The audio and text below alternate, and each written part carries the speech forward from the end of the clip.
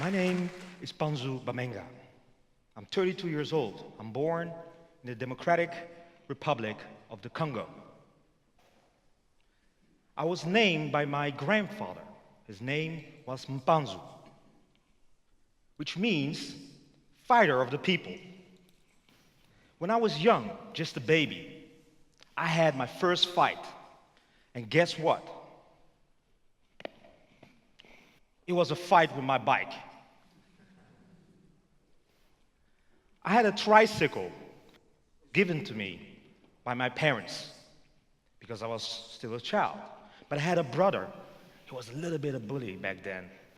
And he was 6 years older. And my brother, you know what he did because he didn't have a bike? He removed both wheels and made a tricycle, he made it a bicycle. So right now, I couldn't bike. Crying, Mom, look what my brother did. She held me and she said, son, if you want something, use everything you got and go for it. And I asked her, what do you mean use everything that I got? How will I know what I got? Well, by just doing it.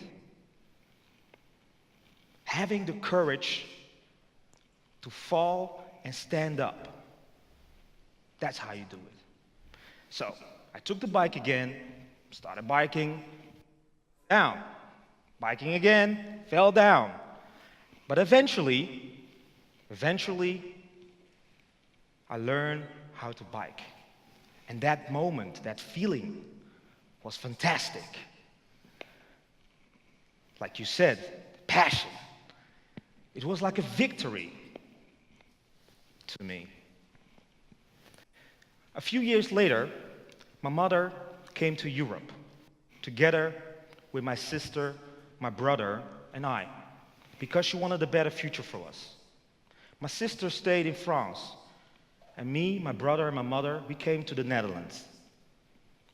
When we came here, my mother applied for asylum. And when she applied for asylum, this was denied, it was rejected. So we stayed as illegal migrants here in the Netherlands for a very, very long time. In that period, we couldn't work, couldn't study, we couldn't travel.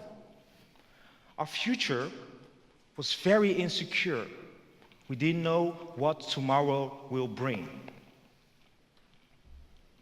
But still, we had hope of a better tomorrow. We had hope, and we had the faith that everything will be okay. We had friends surrounding us, loving us, and that felt very good. Till that day, I still can remember it, when we received a letter. It was a letter stating that we need to leave the country within 8 weeks. We were devastated. We didn't know.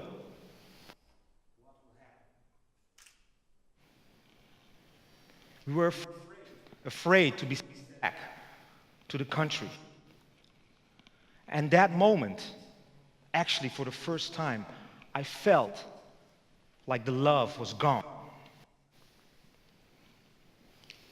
I wrote a song,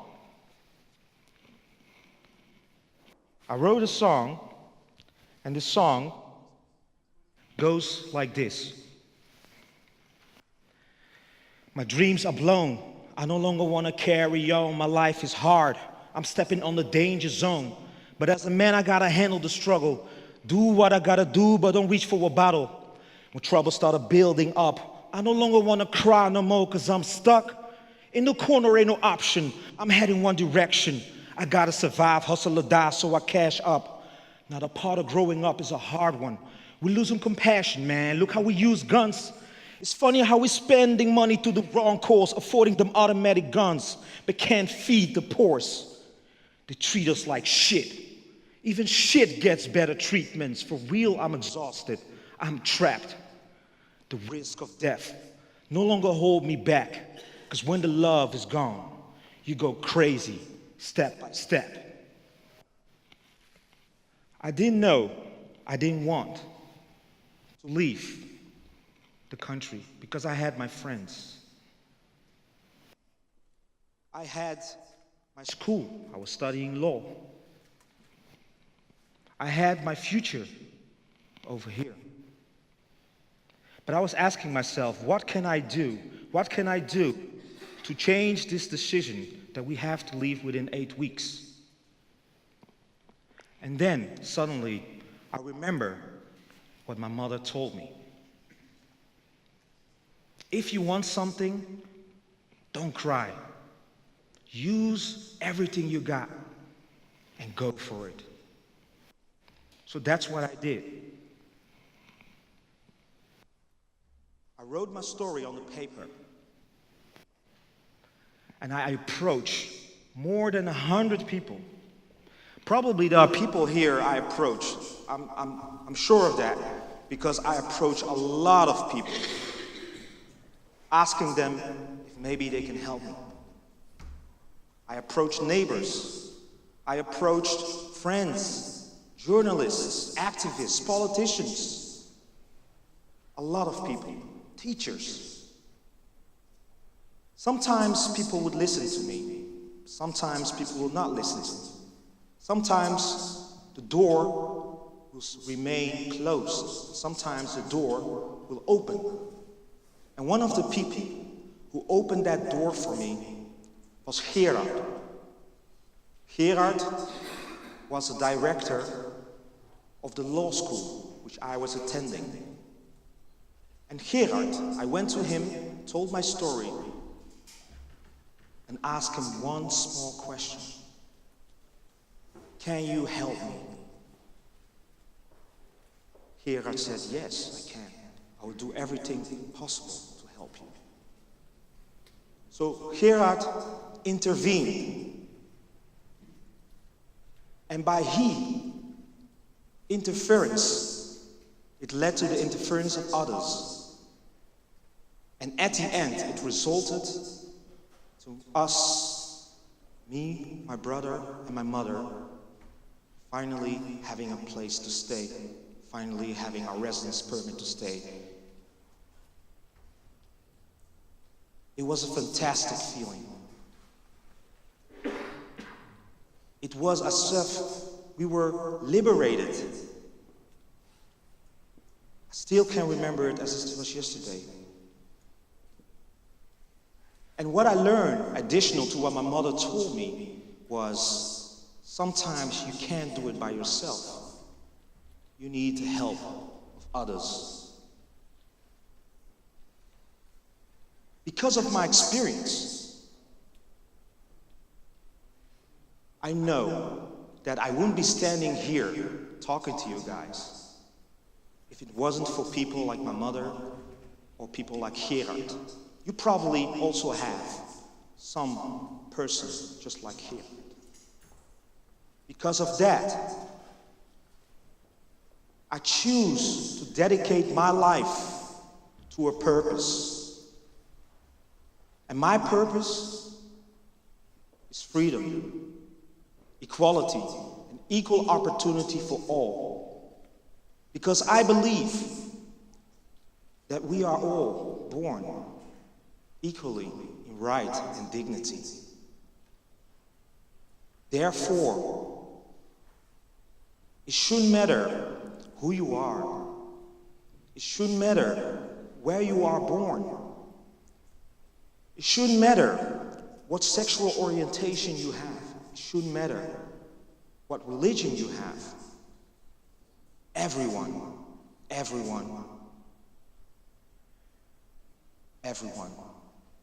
is entitled to a future.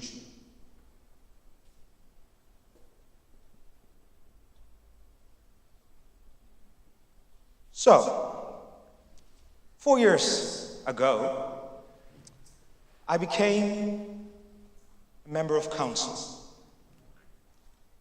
I became a member of council and I used these principles, which I just told you, to guide me as a politician. We had an issue on illegal migrants 3 years ago. And the national government, who's normally competent for this issue, they couldn't deport the people, but they also wouldn't give them a status so they can stay here in the country. And we, as local government, we were confronted with all these people, because these people, they can't work, these people can travel, and because of that, they don't have a food, and sometimes they have to sleep on the street. So we were confronted with these issues. We couldn't look away. We had to act. And we said to ourselves, listen, we can do everything we got to solve this problem.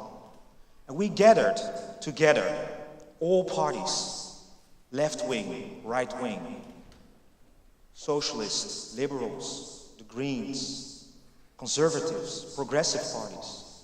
We gathered together and we made a plan based on the principle of human dignity and equal opportunity for all. We came together and we made this plan. We said, let's provide those people they need, including illegal migrants, with bed, bath, bread,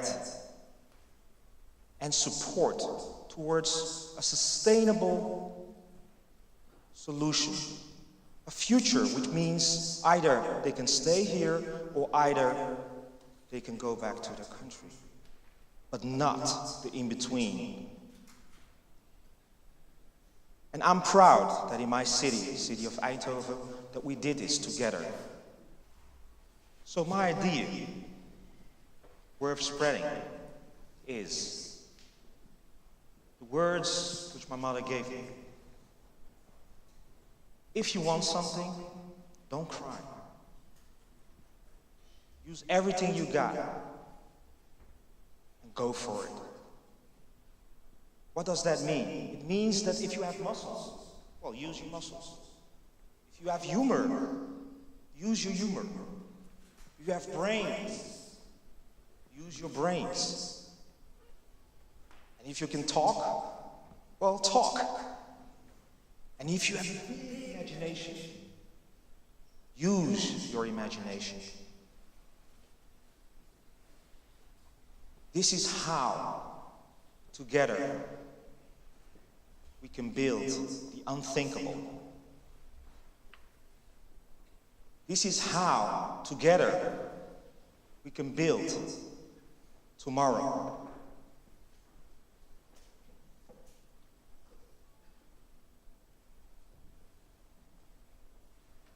I would like to end my talk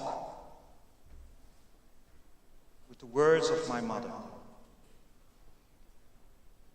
If you want to achieve something, use everything you got. Go for it.